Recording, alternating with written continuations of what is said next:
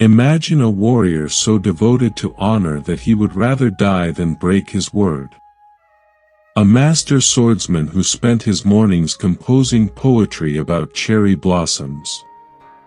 A feudal lord who found enlightenment not in victory, but in the perfect preparation of tea.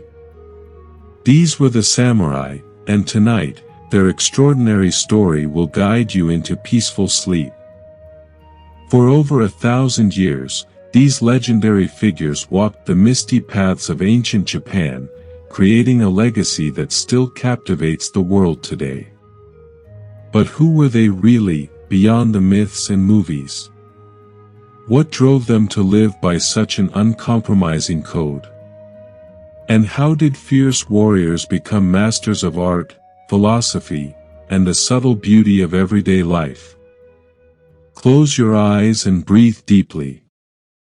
Let the stress of your day dissolve like morning mist over a quiet pond. Tonight, you need only listen, as we explore not just tales of battles and honor, but the human stories behind these legendary figures. Stories of duty and sacrifice, of quiet contemplation in moonlit gardens, and of a code of conduct that shaped not just warriors, but an entire civilization. The word samurai comes from the Japanese verb saburo, meaning to serve. But these were not merely soldiers, they were poets and philosophers, gardeners and tea ceremony masters, individuals who sought to balance the way of the sword with the way of the brush. Their story is one of transformation, from mounted archers in misty rice fields to refined courtiers in elegant castles, from feudal lords to scholars and artists. As we journey together through their 1,000-year history, let yourself drift on the gentle currents of time. Feel the weight of your body sinking deeper into comfort with each breath, for tonight, you are safe, you are at peace, and you need only listen to these quiet tales from long ago. Our story begins in the soft twilight of ancient Japan, around the year 800, during what historians call the Heian period. Picture, if you will, the imperial capital of Kyoto, then known as Heian-kyo, the capital of peace and tranquility. The emperor's court was a world of refined aesthetics, where nobles in flowing silk robes composed poetry by moonlight and where the rustle of paper screens and the gentle plucking of biwa strings filled the evening air. But beyond the capital's elegant boundaries, in the vast countryside where rice paddies stretched like mirrors reflecting the sky, a different kind of life was emerging. The emperor's authority, though revered, was beginning to fade like autumn leaves, and in its place, local leaders were rising, men who understood that in a land of mountains and valleys, true power came not from court appointments, but from the loyalty of those who worked the land. These early warriors were not yet called samurai. They were simply bushi, the warrior class, men who served local lords and protected their territories. Imagine them in the early morning mist, mounted on sturdy horses, their leather armor creaking softly as they patrolled the boundaries of their master's lands. They carried long, curved bows and arrows fletched with hawk feathers, weapons perfectly suited to horseback combat across the open fields. The most famous of these early warrior clans were the Minamoto and the Taira, names that would echo through Japanese history like the distant sound of temple gongs. The Minamoto, also known as the Genji, traced their lineage to Emperor Seiwa, while the Taira, or Haika, descended from Emperor Kamu. These were not rough bandits or simple soldiers, they were descendants of imperial blood who had been granted surnames and sent to the provinces to establish order. In those quiet centuries, these warriors developed what would become the foundation of samurai culture. They learned to find beauty in discipline, to see poetry in the arc of an arrow in flight, to understand that true strength came not from anger or aggression, but from a calm center, as unmovable as mountain stone. They practiced Kyudo, the way of the bow, in temple courtyards where incense smoke rose like prayers toward heaven. The earliest samurai were also farmers and administrators. When not training with their weapons, they managed vast estates, oversaw rice planting and harvesting, and held court to settle disputes among villagers. They learned to read the weather like ancient scripts, to know when the mountain snows would melt and swell the rivers, to predict when the cherry blossoms would bloom. During this peaceful era, the foundations of Bushido, the way of the warrior, were being quietly laid like stones in a garden path. The concept came from Chinese Confucian ideals of loyalty and righteousness, blended with Buddhist concepts of impermanence and acceptance, and seasoned with Japan's own Shinto reverence for nature and ancestors. These early warriors would gather in the evening around low tables, sharing simple meals of rice, fish, and pickled vegetables, speaking quietly of honor and duty. They told stories of brave deeds and foolish pride, teaching their children that a warrior's greatest weapon was not his sword, but his character. The young ones would listen with wide eyes, learning that courage meant facing not just external enemies, but the weaknesses within one's own heart. As the Heian period drew toward its close, like a long, peaceful day fading into dusk, these provincial warriors were about to step onto the stage of history. The refined court culture of Kyoto, beautiful as autumn maples but perhaps too delicate for the changing times, would soon need their strength.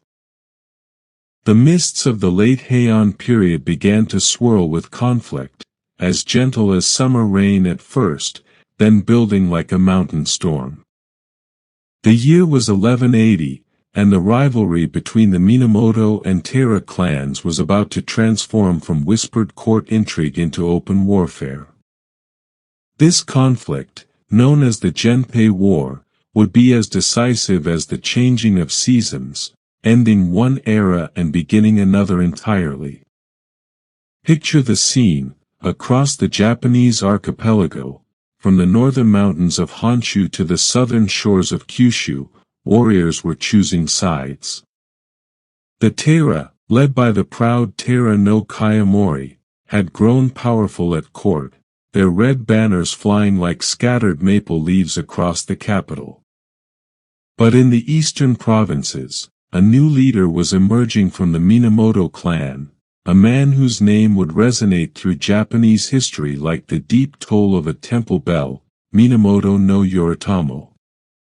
Yoritomo was not the most obvious choice for leadership. His brothers were considered better warriors, more charismatic, more naturally gifted in battle. But Yoritomo possessed something even more valuable, the patience of deep water and the steady resolve of ancient stone. Exiled to the Aizu Peninsula as a young man after his father's death, he had spent 20 years in quiet contemplation, building relationships, understanding people, learning to see the long view like a master chess player thinking many moves ahead. The decisive battle came at Dan no Yura in 1185, where the inland sea meets the western ocean. Here, the red banners of the Taira met the white banners of the Minamoto in a naval battle that would become legend. The child Emperor Antoku, barely 7 years old, drowned in his grandmother's arms rather than face capture, and with him sank the hopes of the Taira clan. The waters of Dan no Yura, they say, still run red at sunset, remembering that day when one age ended and another began. But victory in battle was only the beginning of Yoritomo's true achievement. Rather than claiming the title of emperor or moving to the elegant capital of Kyoto, he chose to establish his government in Kamakura, a small fishing village surrounded by wooded hills and facing the ocean. This decision was as profound as it was practical. He was creating something entirely new in Japanese history, a government run by warriors, for warriors. In 1192, Yoritomo received the title of Sei Taishogun, or barbarian subduing generalissimo, from the emperor. But the title that mattered more was the one whispered with respect throughout the eastern provinces, the first shogun of Japan. He had created the Kamakura Bakufu, literally the tent government, a military administration that would govern Japan for nearly 700 years. Imagine Kamakura in those early days. A city being born among the pine trees and bamboo groves, where the sound of hammering and sawing mingled with the eternal rhythm of ocean waves. Yoritomo's government was different from the refined court culture of Kyoto. Here, decisions were made quickly and practically. Warriors who had proven themselves in battle were granted lands to govern, creating a feudal system based not on birth alone, but on loyalty and service. The relationship between lord and vassal became the cornerstone of samurai society. A daimyo, or great lord, would grant a fief to a samurai, who in return would provide military service and absolute loyalty. This bond was considered sacred, more binding than family ties, stronger than death itself. When a samurai received his lands, he would kneel before his lord in a ceremony as solemn as a religious ritual, speaking the words that would bind him for life. I pledge to serve with all my strength, to the last drop of my blood. During the Kamakura period, the samurai class began to develop its distinctive culture more fully. They built elegant but practical homes with tatami mat floors and sliding paper doors that could be quickly reconfigured for defense. Their gardens were designed not just for beauty, but for training, spaces where one could practice sword forms among carefully placed stones and perfectly pruned pine trees. The Hojo clan, who served as regents to the Minamoto shoguns, understood that warrior government required warrior virtues. They emphasized frugality over luxury, duty over pleasure, the group over the individual. A samurai's day began before dawn with meditation or martial practice, continued through administrative duties and training, and ended with simple meals and quiet reflection. But perhaps the greatest test of this new warrior government came from an unexpected direction, across the sea from Mongolia. Twice, in 1274 and 1281, the great Mongol Emperor Kublai Khan sent massive invasion fleets to conquer Japan. These were the same Mongols who had conquered China and most of Asia, warriors who seemed unstoppable as the wind across the steppes.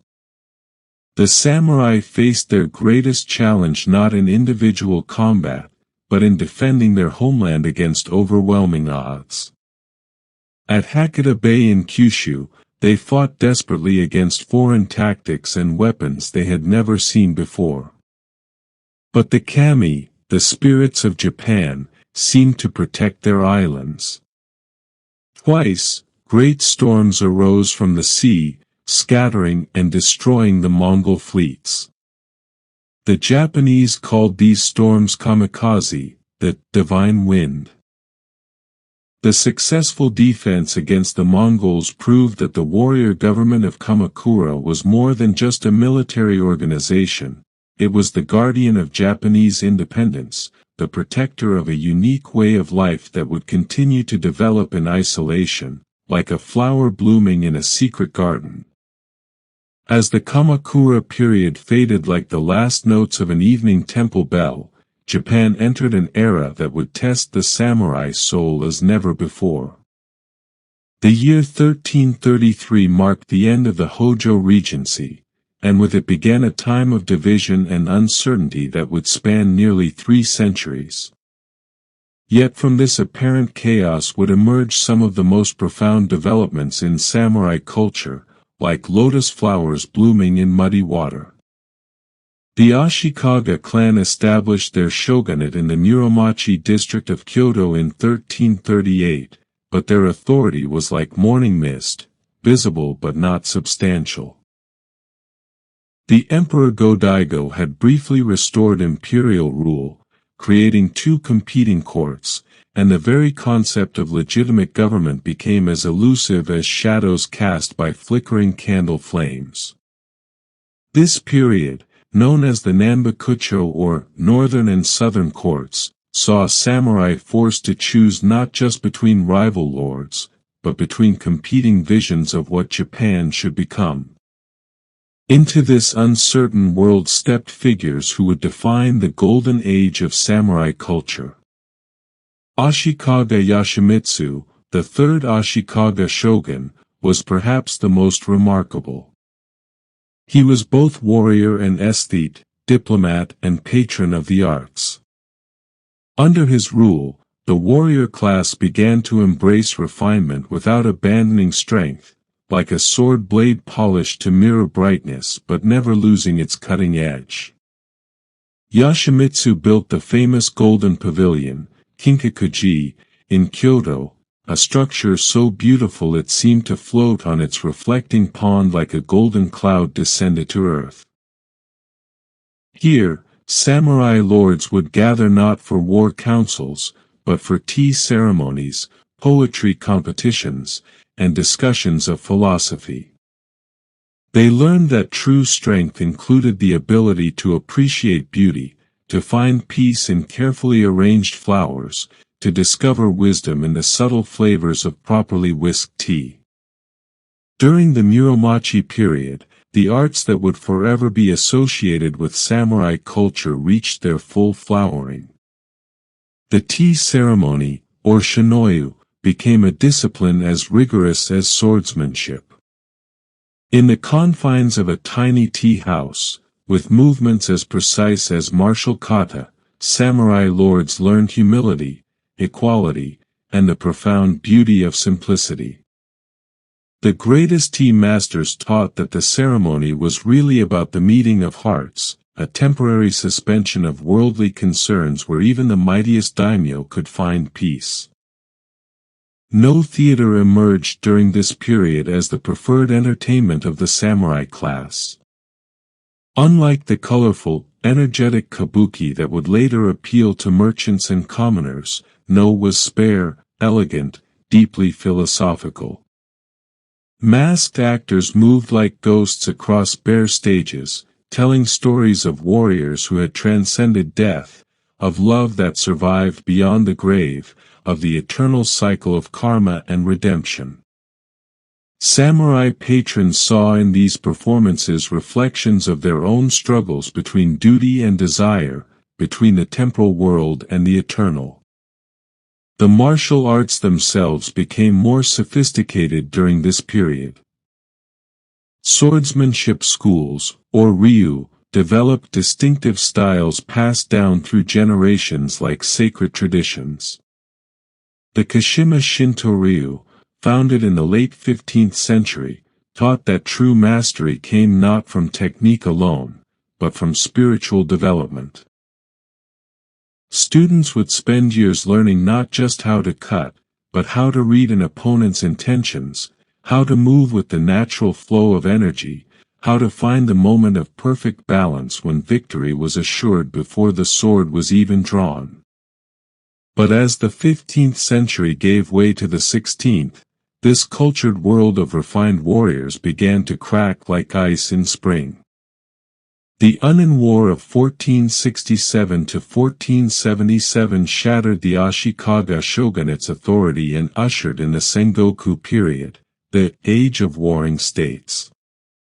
For over a century, Japan would be divided among dozens of daimyo, each ruling their domains like independent kingdoms, each seeking to expand their power through alliance, marriage, and war. This was the era that produced some of Japan's most legendary figures. Oda Nobunaga, called the Demon Lord for his ruthlessness, began the process of unification through superior tactics and an utter disregard for traditional limitations. He was the first to effectively use large numbers of ashigaru, peasant foot soldiers armed with spears and, eventually, firearms. Nobunaga understood that the age of individual heroic combat was ending, replaced by disciplined formations and coordinated strategy. Yet even in this age of constant warfare, the samurai maintained their cultural pursuits. Takeda Shingen, the great daimyo of Kai Province, was famous not only for his cavalry charges but also for his poetry. His rival, Usuji Kenshin, was known to retreat to temples for meditation before major battles, seeking to empty his mind of personal desire and fight purely for righteousness. The introduction of firearms by Portuguese traders in 1543 represented a fundamental challenge to samurai identity. The gun was a weapon that required no years of training, no spiritual discipline, no noble birth. A peasant with a matchlock could kill the greatest sword master from 100 paces.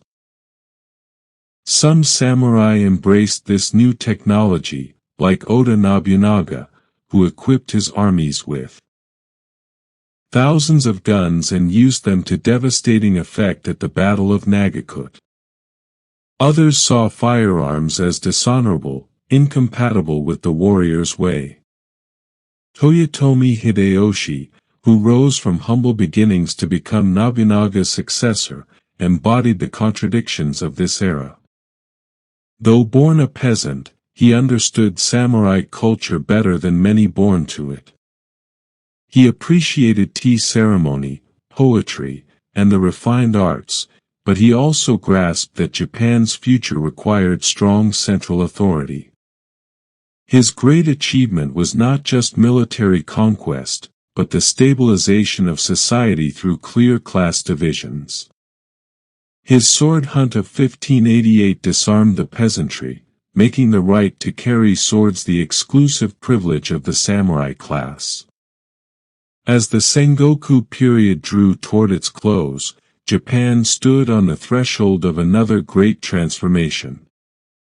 The chaos of a century of warfare had forged samurai who were both more practical and more cultured than ever before. They had learned to balance the demands of combat with the pursuit of beauty, the necessities of politics with the requirements of honor. They were ready for the peace that was about to dawn, ready to transform from warriors into something entirely new. The year 1600 dawned misty and cool over the plain of Sekigahara, where destiny waited like a patient fisherman by a quiet stream. Here, on this October morning, the future of Japan would be decided in a battle that lasted barely 6 hours but whose consequences would shape the nation for the next 2.5 centuries. Tokugawa Ieyasu, the patient, methodical lord from the eastern provinces, faced a coalition of rivals in what would be the last great samurai battle of the classical age. When the mist cleared and the war cries faded, Ieyasu stood victorious, not through superior courage or martial skill alone, but through careful planning, political wisdom, and an understanding that the time for endless warfare had passed. In 1603, he accepted the title of shogun and established his government in Edo, a small castle town that would grow to become the great city of Tokyo. With this act began the Edo period, an era of peace so profound and long-lasting that it would transform the samurai from warriors into something entirely new. Imagine the challenge facing these men who had lived for battle. Suddenly, there were no more enemies to fight, no more territories to conquer, no more opportunities to die gloriously in combat. The Tokugawa peace, enforced by brilliant political engineering, had made warriors obsolete in their own land. Yet rather than fade away like cherry blossoms in an autumn wind, the samurai adapted, evolved, and found new ways to serve their ideals of honor and duty. The Tokugawa shoguns created a system called Sankin Kotai, or alternate attendance, which required all daimyo to spend every other year in Edo, leaving their families as permanent residents of the capital. This system, as elegant as a perfectly balanced sword, achieved multiple purposes simultaneously. It prevented rebellions by keeping potential rivals under observation. It drained the wealth of the domains through the enormous expense of maintaining dual residences, and it created a unified national culture as samurai from all over Japan mingled in the great city. Picture the great processions that regularly traveled the Takedo, the main highway between Kyoto and Edo. Lines of samurai in formal dress, their swords gleaming in carefully prescribed positions, their banners displaying ancient family crests, moving with the dignity of a religious ceremony. These journeys could take weeks, and they became opportunities for cultural exchange, for the sharing of local arts and crafts, for the development of a truly national Japanese identity. In Edo itself, the samurai districts were worlds unto themselves. Here, in elegant mansions surrounded by carefully maintained gardens, the warrior class developed what historians call the samurai lifestyle to its highest refinement. Without battles to fight, they channeled their disciplined energy into the pursuit of perfection in all things. Calligraphy became as important as swordsmanship. The arrangement of flowers required the same precision as the arrangement of troops. The composition of poetry demanded the same strategic thinking as the planning of campaigns. The economic realities of the Edo period created unique challenges for the samurai class. They were forbidden from engaging in trade or commerce, activities considered beneath their dignity, yet their stipends were fixed while prices gradually rose. Many samurai families found themselves struggling financially while maintaining the outward appearances required by their status. Some took on secret work as tutors or craftsmen, others pawned family swords and armor, but all were expected to maintain the dignity of their class regardless of personal hardship. This financial pressure led to an increased emphasis on spiritual and intellectual development. Samurai academies flourished throughout Japan, teaching not just military arts but literature, mathematics, history, and moral philosophy. The Neo-Confucian teachings of scholars like Hayashi Reisen became the orthodox philosophy of the warrior class, emphasizing loyalty, righteousness, and the cultivation of personal virtue through study and self-discipline. The concept of Bushido, the way of the warrior, reached its most sophisticated expression during the Edo period. Yamamoto Tsunetomo's Hagakure, written in the early 18th century, captured the essence of samurai philosophy in its famous opening line, "The way of the samurai is found in death." Meditation on inevitable death should be performed daily. But this was not a morbid preoccupation with dying, rather, it was about living each day with complete presence and commitment, as if it might be one's last. The martial arts themselves evolved during this peaceful era. With no real combat to test techniques, sword schools developed elaborate kata, choreographed forms that preserved ancient wisdom while adding layers of philosophical meaning. Students learned that true victory was victory over the self, that the greatest enemy was one's own fear, anger, and ego.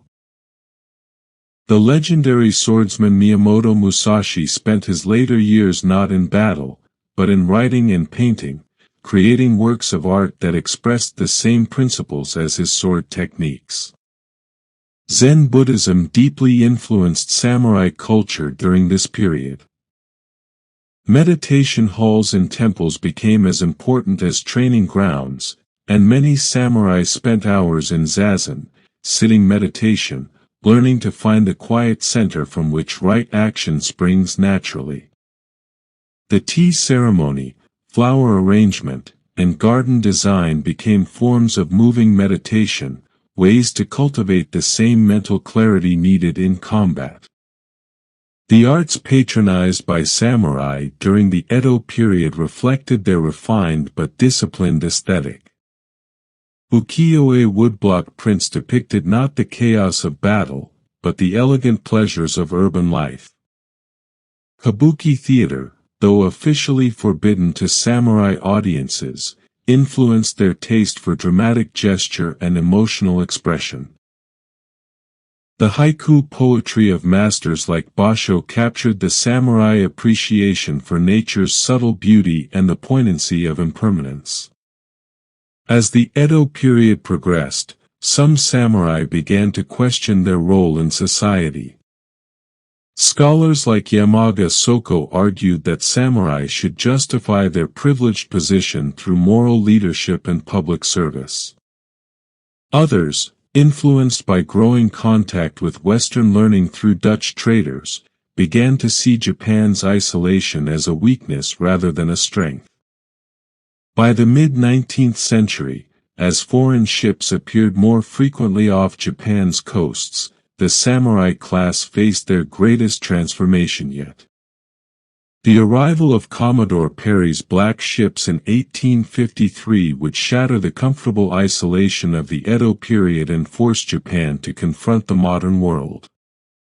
The samurai, who had spent 2.5 centuries perfecting the arts of peace, would once again be called upon to defend their homeland, but in ways they could never have imagined.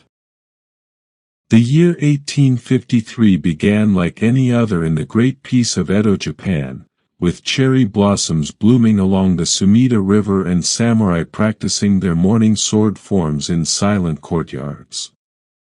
But across the Pacific, for black ships under the command of Commodore Matthew Perry were approaching Japanese shores, carrying with them the winds of change that would transform the samurai forever.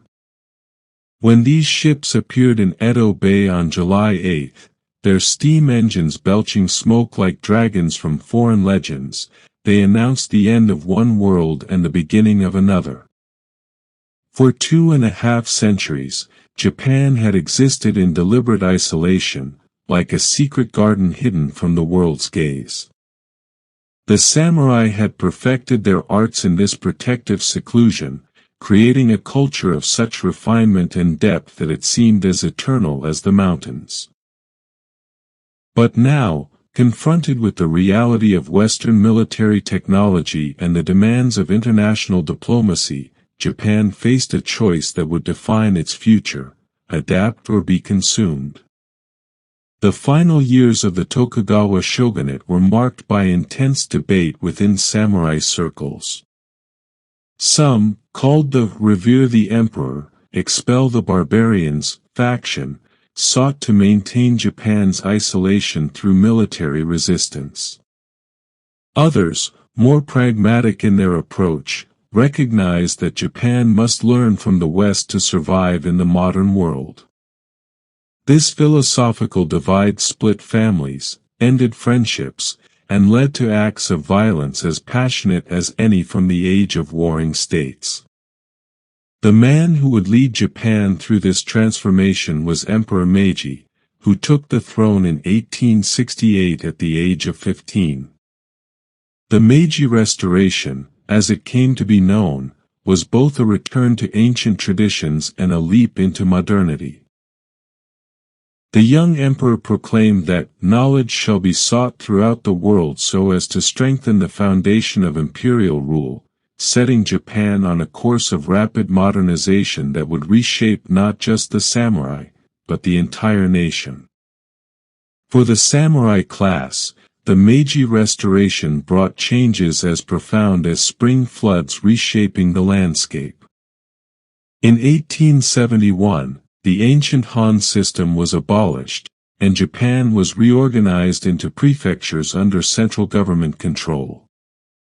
The daimyo lost their feudal domains, and with them went the traditional economic foundation of samurai society. The following year, samurai lost their exclusive right to carry swords in public, a privilege that had defined their identity for centuries. Picture the scene in 1876, when the Hitoriai Edict banned the wearing of swords entirely except for military and police personnel. Throughout Japan, samurai removed their katana for the last time, wrapping these treasured blades in silk and storing them away like memories of a vanished world. Some wept as they laid aside the swords that had been in their families for generations.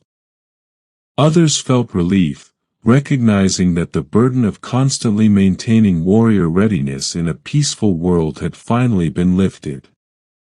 But the transformation of the samurai was not merely a story of loss.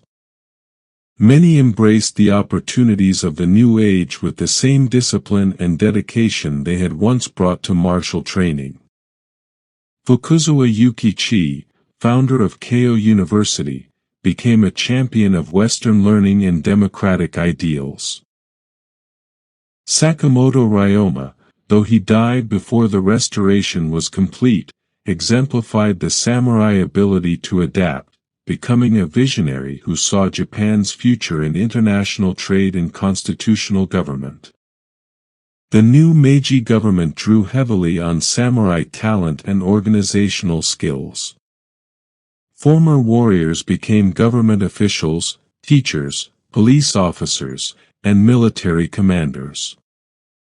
They brought to these new roles the same sense of duty and service that had characterized their ancestors, but now channeled toward building a modern nation rather than maintaining feudal domains.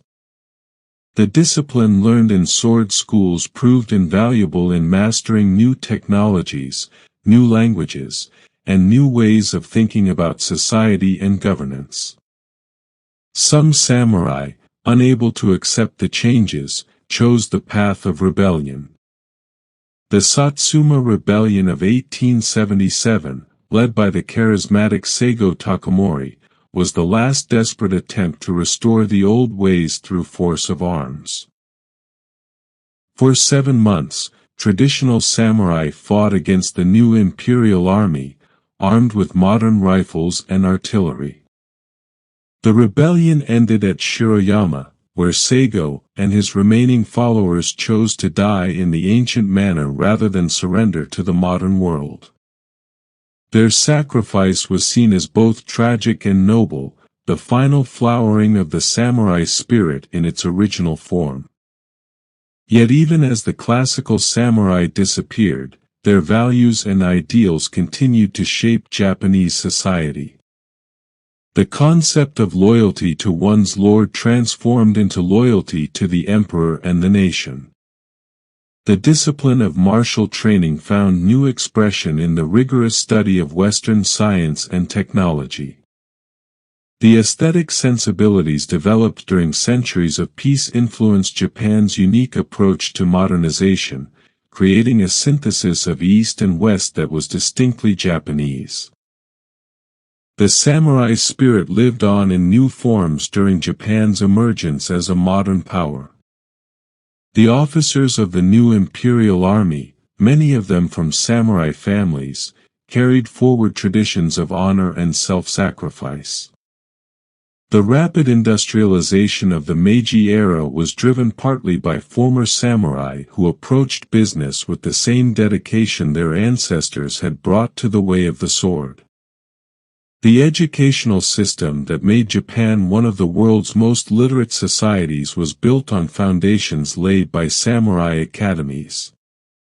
In the 20th century, as Japan faced new challenges and conflicts, the legacy of the samurai continued to evolve.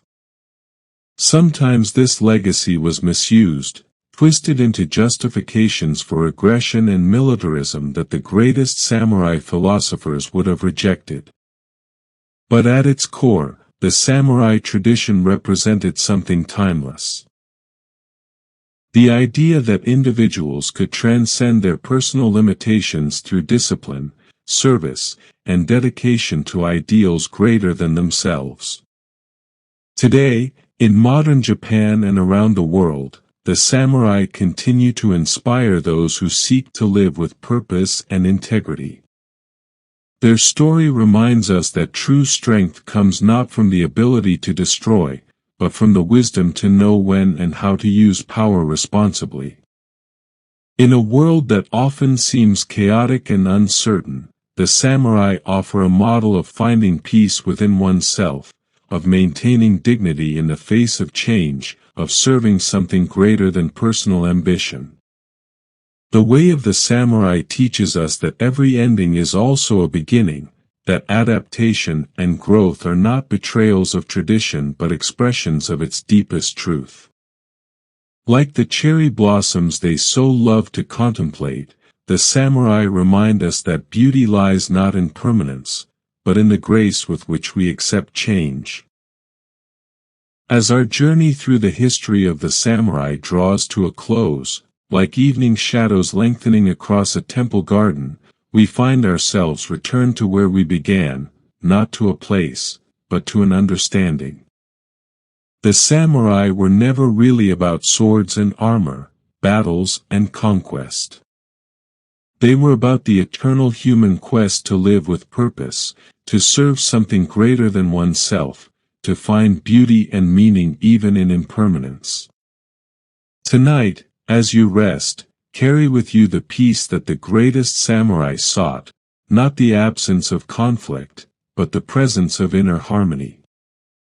Like the masters who found enlightenment in the space between thoughts, between breaths, between the drawing and sheathing of a sword, you too can discover that quiet center where true strength resides.